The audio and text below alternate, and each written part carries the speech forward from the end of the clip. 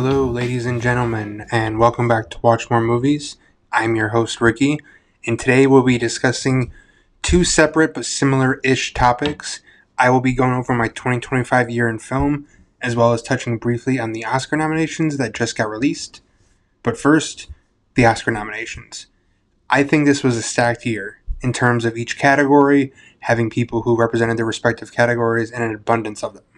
A lot of times, I find that the Oscar nominations come out and there is one clear winner, and then the rest of the year, or the rest of the nominations and nominees are just kind of filler, and they don't feel like they even have a chance. From an outside observer, and then not at all diminishing what those nominees have done, but just in the conversation of the awards cycle and such. At least two acting categories this year feel very much up in the air on who can win, which is very exciting. Even testing the temperature a bit with the two big categories, director and picture, has a safe bet to win both with one battle after another. But right now, I feel myself going back and forth a little bit between one battle after another and Sinners for both of those, or for one and the other. Similar to how it was split up in 2019 with Roma winning Best Director and Green Book winning Best Picture. Ugh. Congrats to Sinners, historic 16 nominations, and deserving so for the categories, the most in Oscar history for being nominated. As you'll see, it is in my top 10 of the year, and for good reason. One thing I have seen people complain about and not really factor into their opinion, because that is what people seem to do nowadays, is not have much nuance, is at least from my perspective. Having this many nominations does not mean that this is the overall favorite, or the most nominated film of all time means it's the best film of all time, according to the Oscars or the Academy. If you take a look at each category it's nominated for, you can really see what parts of the film it earned each nomination for and why it was. You may not agree, but you can at least see why. One battle after another would not have made a ton of sense to throw in with visual effects, because it has less nominations doesn't make it worse or better than Sinners. Sinners made sense for that category, deservingly so, and that's why I got that extra one, and it just kind of tallies up. So when talking about nominations, a number of them, etc., I hope people kind of take into account more nuance. My point is, if anyone is listening to this that jumps to those kinds of conclusions, I would love to hear feedback, and maybe I am seeing it wrong, or hopefully I can help expand someone else's thoughts more. I'm by no means the authority on this sort of thing, or the end-all be-all. I just hope as a culture, as a film fan culture, we can start adding nuance to our opinions and not take so many things at face value or interpret them the wrong way. With that being said, I am happy for Sinners. Maybe some categories I would not choose for it to win, just in my humble opinion, but that doesn't mean we should be upset if it does win, and I'm rooting for it regardless. How many times has the Academy nominated for even half of these nominations a horror vampire film tackling issues like race, without being in your face or from the perspective of the white characters, with a predominantly black American cast? That's just awesome. And if it wins tons of these awards, even ones that I would not have chosen it for, I will not be upset in the least. It is deservingly so, and it's awesome to see a movie like this be represented like this at the Oscars.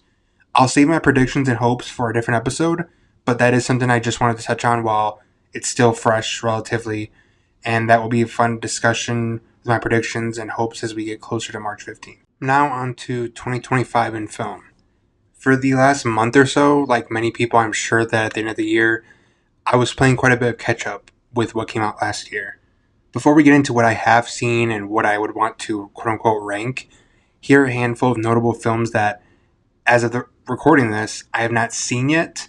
Last year, I saw 106 new releases, and these are ones I just missed by the end of the year, and I just couldn't get around to, but I do still plan to make an effort to see them this year.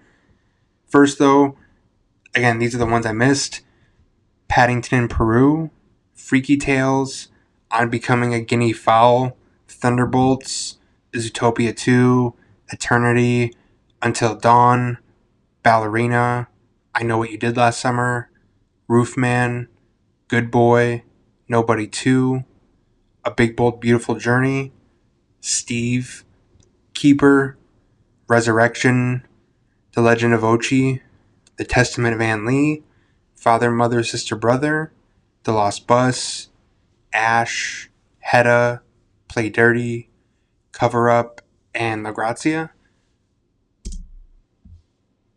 And these are just a handful of ones that I saw that either had some relevance that I would be interested in, had something that kind of was up my alley, was an awards conversation, or just even slightly piqued my interest for various reasons. These aren't the only new releases I didn't see.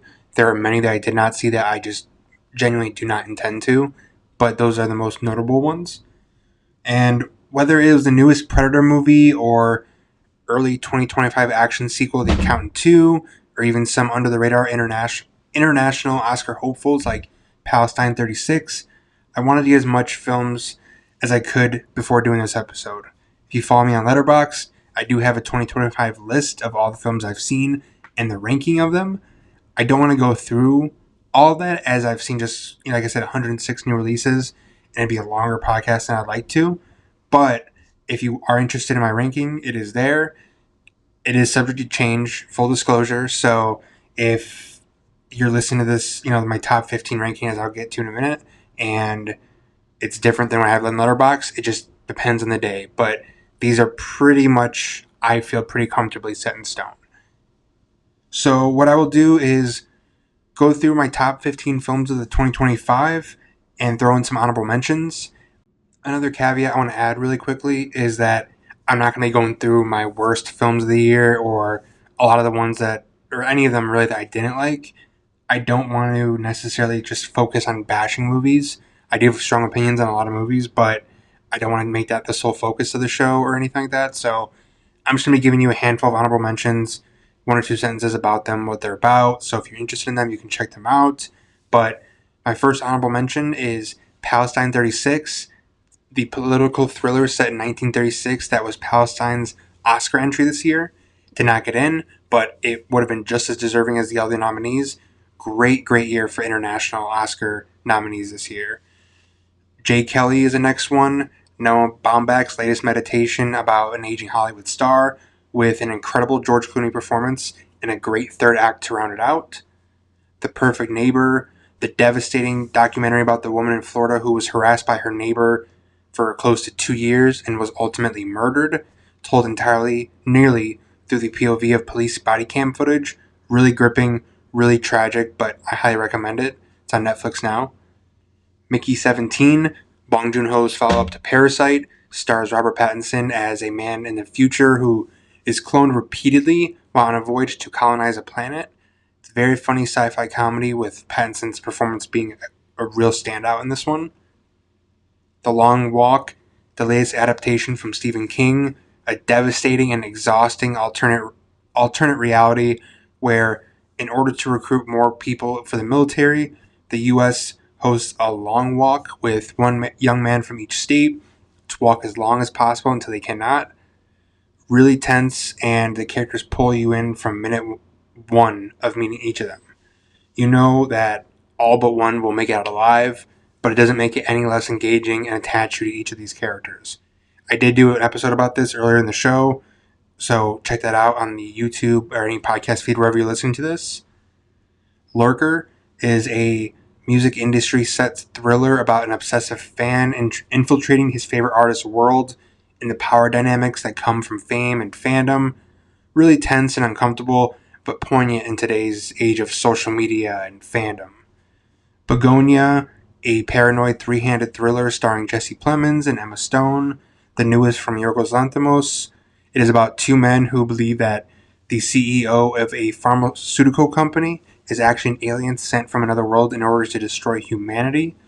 Jesse Plemons is incredible as this unhinged far-right conspiracy theorist in one of his best performances. Emma Stone is great as always. Definitely check it out. It's on Peacock right now, I believe. Eddington is the next one, a period piece set in the middle of COVID pandemic as a sheriff and mayor go head-to-head. Really funny, topical, and a literal recent time period piece that feels like perfectly grabbed from history and reflects how the country came about to what it feels like today. And it was only 5-6 years ago, so it's really sort of trippy to kind of watch this and see that it literally was not that long ago.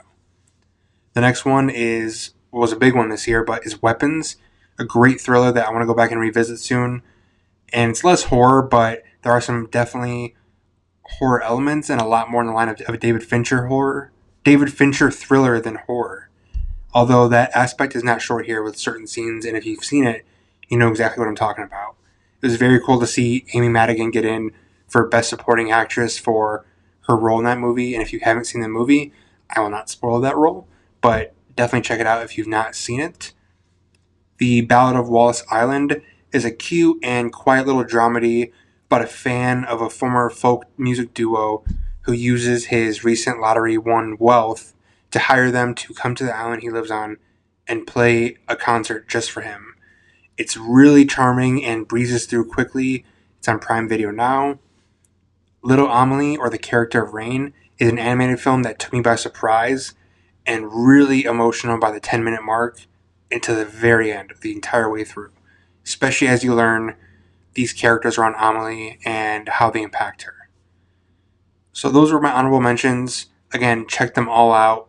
Most of them are actually, I think all of them are on streaming now, except for one or two. So definitely check them out if you care. If you're interested in them, I highly recommend each and every one of them.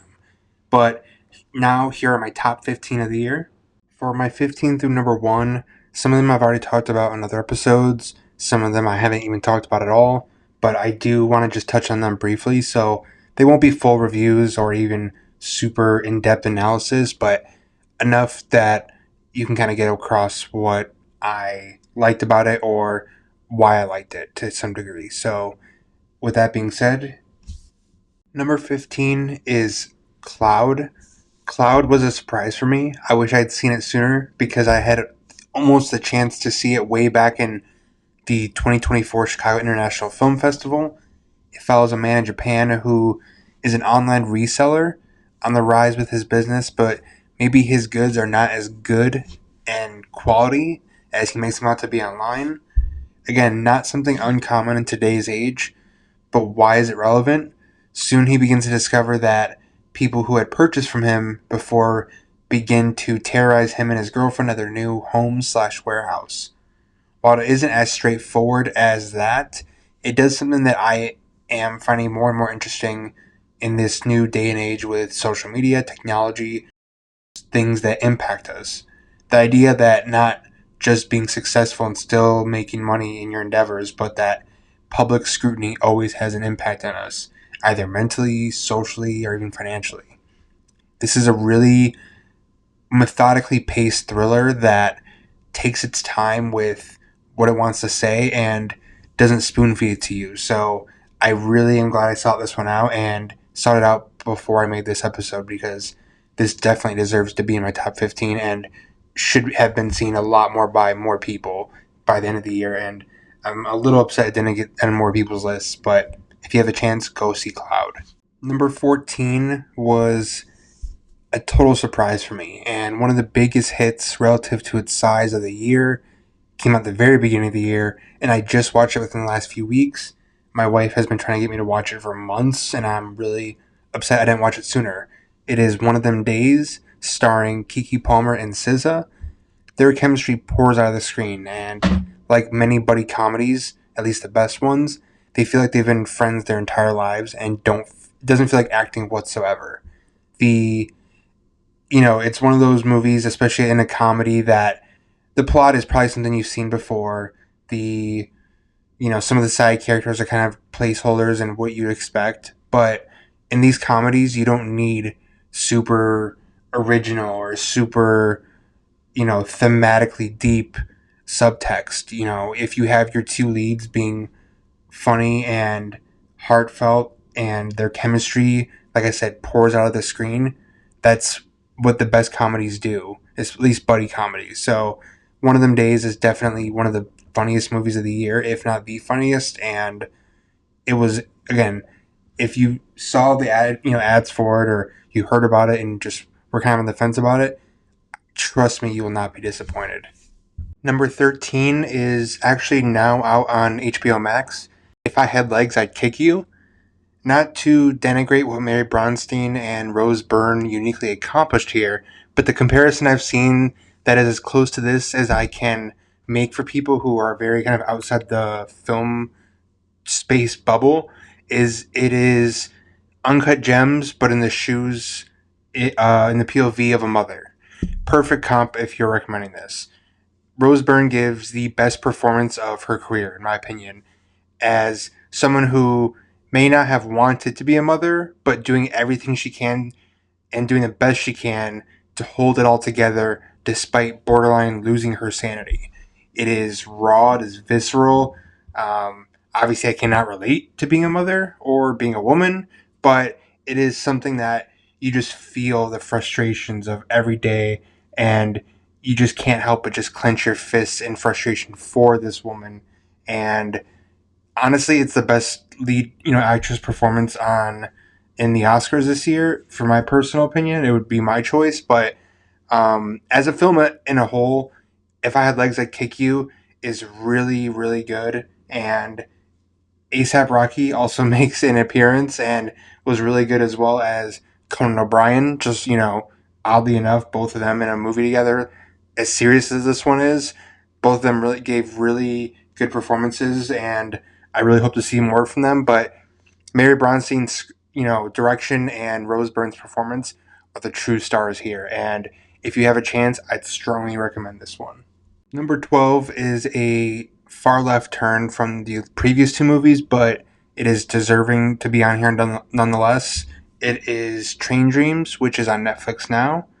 It is a quiet and reserved character piece about a man, Robert Grainer, played by Joel Edgerton, who does construction and lumber work in the early 20th century, a telling of his life and an emotional one from beginning to end. The narration feels absolutely necessary telling the story and gives you the scope of it and his entire life. With one of the performances across the board, it's quieter than most of this year's Best Picture nominees, but absolutely some of the most emotional payoffs that you could hope for in one of these kinds of films. It is something that, and it's a movie that when I saw it, it hadn't really been talked about as far as cinematography goes and how beautiful it looks, because it isn't as flashy. It isn't as, swooping or, super contrast in its, palette as a lot of films I've seen recently. But it is one that every frame tells a story. And you can't say that about a lot of films, even movies that are the best each year. Not a lot of films can tell a story in each frame, and this one does. Train Dreams is on Netflix now. I really, really recommend it. I know, as far as the mainstream goes, it hasn't really taken off a big deal. So I really implore you to watch this one. If you give any of these a shot, this one is definitely one of the ones I'd recommend the most. Number 11 is one of the earlier releases of 2025, a really fun Steven Soderbergh espionage thriller. It is Black Bag, that is an espionage thriller that never feels any drag or delay in progressing the story forward. It's very simple. It doesn't try to overcomplicate the story with dozens of set pieces or a super convoluted plot. It's an hour and a half. It feels like it in the best way, and it never slows down whatsoever. It follows two agents in the UK when one suspects the other of betraying the country. He is forced to find out what is going on and navigate who to trust. With an all-star cast led by Michael Fassbender and Cate Blanchett, they are perfect here together and really give a chemistry as this married couple that doesn't feel overly acted or trying to be something that it's not. It just feels incredibly natural for these characters and these actors. And if you like espionage thrillers and that's something that's a little more subtle and subdued, I highly recommend Black Bag. Number 10 is 28 Years Later. It is one that I feel like I've talked about on this show a lot, but I don't know for sure if that's true. Maybe just because I've talked about it so much in my personal life that it feels like I have. It was a hugely anticipated film that delivered on quality and then some. In a day and age when franchises get revived nearly 20 years later in the hopes of box office hit nostalgia, this one feels like an entry that tries to evolve this series into more than a horror zombie trope, common type of movie. All the performances here are terrific, but the standout is Alex Garland's script, where the third act is emotionally devastating coming of age moment that involves zero action, but it's the climax of the movie in a horror action movie. And that's something you never see anymore, and seeing a studio willing to take a risk on. If you told the general public that this horror zombie movie following a franchise that's been revived 20 years later, that the big climactic scene, the big set piece at the end is a mother, spoilers ahead, a mother telling her young child how she's dying and is going to die, and trying to walk him through accepting that. It was one of the most genuinely emotional moments of the entire year of any film. And the fact that it happened in a movie like this makes it that much more special. And I love the sequel that just came out, a few weeks ago. And I'm really hoping they get to do a third one. But 28 years later, absolutely terrific. If you didn't get a chance to see it, I really, really do recommend that you watch this one. Number 9 is Sorry Baby. It is a quiet and poignant drama about a woman who is the victim of a traumatizing situation and navigating how she deals with that moving forward.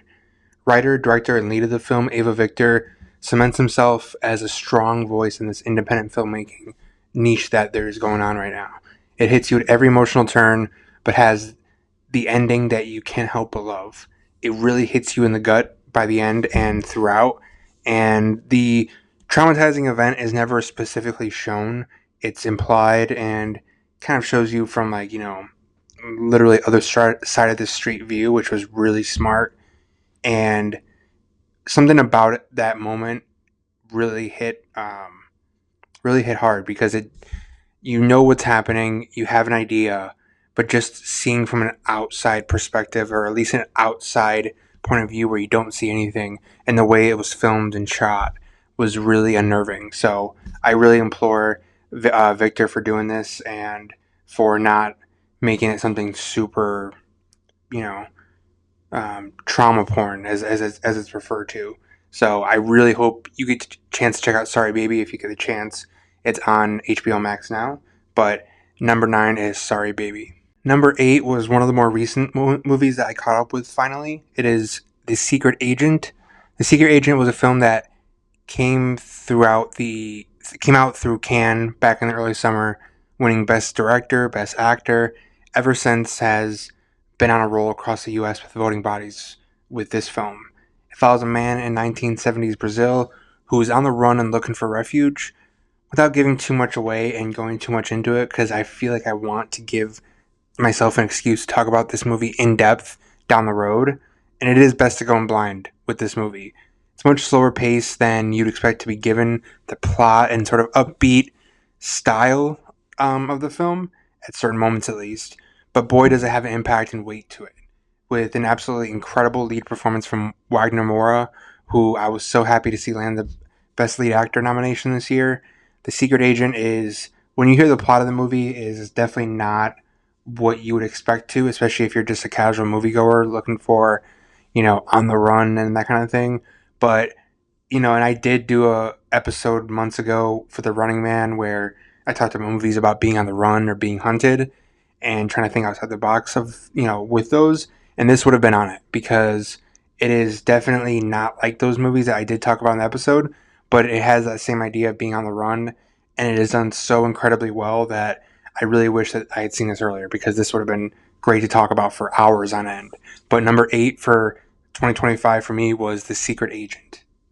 Number 7 is another film that came blazing out of Cannes for award season, directed by Jafar Panahi. It was just an accident. Follows a man who runs an auto body shop, and someone comes in one night that he may know from his past that deeply sends him into a spiral.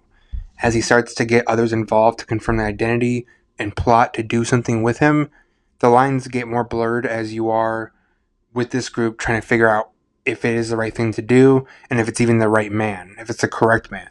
They just don't know, and that is part of the tension. It really threw me by surprise and is very important to support. I won't dive too much into the director and the outlined circumstances of making this film, but I do think it is important to support him and these filmmakers and films that are getting made about these topical issues. This is another movie just like The Secret Agent that I really wish I could talk about for an hour, 2 hours straight of just this film. There's so much to unpack about it that a few sentences isn't going to do justice, but it's a great slow burn of a thriller, and I really hope you check it out. It'll probably be on Hulu soon, so I would definitely, if you see It Was Just an Accident pop up on there, check it out immediately. Number 6 is Sinners, and yes, Sinners is number 6 and has grown on me so much more after the third, rewatch, or I should say second rewatch, third watch. And I'm so happy to film like this broke the record for films nominated most at the Oscars. 16 nominations. It's insane. Not including the newest category, Best Casting, it still would have broken the previous record, which is great. A gritty, sexy, violent, and meaningful film about vampires, our history, and our present that isn't combined into the same movie usually. The horror is terrifying, the characters hook you and rip your hearts out, and the cultural aspect of this film are all the more cohesively blended together here, and that's all thanks to Ryan Coogler. Ryan Coogler is a genius and the only one who could have done something like this and made it as smooth as he did. A lot of other times, a lot of filmmakers or filmmakers without as much, establishment as he has would have, probably resorted to a much more noisy third act or a much more noisy final 5 minutes. But Ryan Coogler has a great moment with Michael B. Jordan's character where he's sitting there dying and he's with the, it's a spoiler, but if you haven't seen it, I'm not sure why, at this point, I feel like everyone's seen it, but where his character is dying and he's having a moment of self-reflection, and it's just beautiful to witness. And a movie like this, too, nonetheless. This generally will go down as an all-time classic in the genre, and it should. Number 5 is another film of much discussion this year. It is Marty Supreme, Josh Safdie's solo outing after his previous films collaborating with his brother Benny, and their previous film was Uncut Gems, if you've heard of that Adam Sandler film. A few months earlier, Benny also directed The Smashing Machine with Dwayne Johnson, which I wasn't super huge on. Marty Supreme feels so much more up the Safdie's alley and feels as frenetic, nail-biting, and chaotic as Uncut Gems. Timothée Chalamet gives his best performance to date, and maybe top 2 of the entire year for that matter. The category at the Oscars for leading actor is probably the best I've seen in years, just consistently across the board. Any one of those 5 actors are deserving of the award, and Chalamet is giving his all-time best, to be honest. Another character in the Safdie lineage that you absolutely despise their actions at every turn, but cannot turn away from being invested in. Additionally, the score is absolutely kinetic and should be recognized as one of the year's best. It was a shame it wasn't recognized by the Oscars, and this was completely unexpected from a period piece like this with the blending of the two, but it absolutely works. If you haven't seen Marty Supreme, it is way more than just a ping pong movie, which some people have said it is. It is a lot more deeper than that and a lot more chaotic and entertaining than that. So I would highly recommend seeing Marty Supreme as well. I've already said it a few times with my top 15, but I'm going to say it again. This is number 4 for me, and number 4 is a film that I truly wish I could make an entire episode about or find an excuse to find a reason to talk about it for so long. It is Sentimental Value from director Joachim Trier. It might be one of the most emotional movies of the year for me. There are some stand out in your face, rip your heart out emotional moments, but they never feel out of place, and a lot of the emotion comes from what the characters don't say versus what they do or you expect them to say or just tell you straight out. It's about a man who is making a comeback directorial film effort while also grappling with reconciling with his relationship with his 2 daughters, what that says about him and his professional career. Stellan Skarsgård is absolutely terrific here, giving one of his best performances. Immediately seek this out if you can, as well as Trier's other film, The Worst Person in the World. They're both how I got into his films, and they're both absolutely incredible. And number 3 is no different. It is Blue Moon from director Richard Linklater. It is not for everyone, understandably, but it's a quiet, dramatic comedy about Lorenz Hart, who, after the opening of Oklahoma, comes to grips with his own mortality as an artist and his own desires during this time period. With an honestly all-time performance from Ethan Hawke, he absolutely blew me away. It might be his best performance outside of the Before trilogy. It is equally heartbreaking as he is charismatic. A steady and low-key character piece that takes its time but paints its picture of this man at each interaction with such meticulous strokes and care. One of the categories of this year's Oscar race, Best Lead Actor, that I would generally be happy with any of the five, as I said before, and I feel it's deserving. But out of the five, I might be most surprised and happiest to see Ethan Hawke win. It was just that incredibly impactful for me, and it's not just the physical transformation of him being shorter and all that, but the things he does in these small moments of the way he looks and the way he looks at someone really is just some of the best work I've seen in a long time. And I believe it's coming to Netflix in the next few days, so if you have a chance, check out Blue Moon. All right, number two and number one are going to feel a little bit redundant, as around the time of release of them, I did director dives for the filmmakers. You can check them out on the channel if whatever you're listening to, but I will touch on them briefly. Number two of the year for me is One Battle After Another, a world class and toned down but grand scale blockbuster filmmaking. Paul Thomas Anderson's set pieces feel raw and real and not at all mindless or overly produced. They feel like real events in this world that you're witnessing. DiCaprio gives one of his best performances to date, and there are absolute breakout performances from Tiana Taylor, Chase Infinity, with some of the best work in their careers from Benicio del Toro and Sean Penn. If you haven't seen it, I really, really recommend you see it. It is really important to support movies like this. Even if you rent it at home, that's fine, just as long as you're supporting the movie. And it is on HBO Max, so if that's a way to watch it, then definitely go check it out there. But one of the best movies of the year and one of the best movies in years is One Battle After Another. And finally, the number one movie of 2025 for me personally is Park Chan-wook's No Other Choice. It is a hysterical and twisted thriller from one of the modern filmmakers who can put those two adjectives together and make it work, and wanting you to dissect for hours and hours on end. Each frame tells its own story and invites you into to dissect it. Lee Byung-hun gives one of the year's best performances and deserved to be in more consideration among awards bodies. I don't know if Park Chan-wook can do anything funnier, but if he decides to go do hard comedy again after this, I'm sure it's going to be on par with No Other Choice. A filmmaker that was shut out of the Academy Award nominations, that was the least deserving to be shut out. It's truly a shame that this is the case for him. You know, he is definitely one of the most intellectual and not in a pretentious way filmmakers. I feel like if more people gave his films a shot, he would be having the same impact for them as they did for me. I'm sure you've seen something like Old Boy, or even some of his English language stuff like Stoker and the recent HBO series, The Sympathizer. But if you have a chance, watch No Other Choice. It is one of the funniest movies in years and one of the most deserving so of being the best film of the year. Now, regardless of any certain awards shows not nominating or honoring our favorite movies of the year, to me, this is the best film of the year. No Other Choice was, and what it was, we all hope for. Our own personal favorites and bests.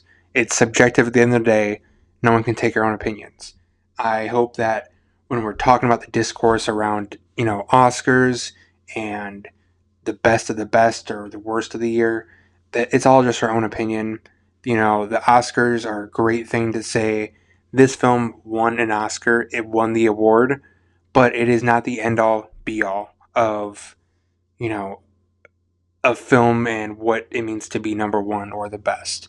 Just like when I talk to people about, you know, A24 being the end all be all of smaller films. It's, or for example, when people talk about box office, meaning that it's the criteria for being the best movies because it made the most money, which is simply not true. I think anyone, following this stuff closely that watches more than 2 movies a year would understand that. But I hope that when we all talk about this stuff that we can have some nuance and have, just some differing opinions and just kind of keep it, friendly and hopeful for us as film fans. One of my best friends that I talk about film with is just completely, he likes some films that I like, and he has, liked some recommendations I've given, but his taste couldn't be more different as far as a starting point. So I hope that when we all talk to each other about movies and about, again, I'm going to repeat myself, but about just the best of the best or end of the year stuff, that these are not just the end all be all for things. You know, if you see a movie in the Criterion Collection, it doesn't mean that it's the only old movies, past or earlier than like 1970 that you should see. There's so much great cinema out there that isn't just that are more than just the labels it's not given. So I hope you enjoyed this latest episode. I rambled a little bit at the end there, and forgive the delay between episodes. A lot going on, but this year's going to be a lot of fun for the show. Lots of director dives, other series I'm hoping to work on, and lots of recommendations for the year. You can keep up to the date with the show on Instagram, Bluesky. Follow me on Letterboxd at Ricky D. And until next time, watch more movies.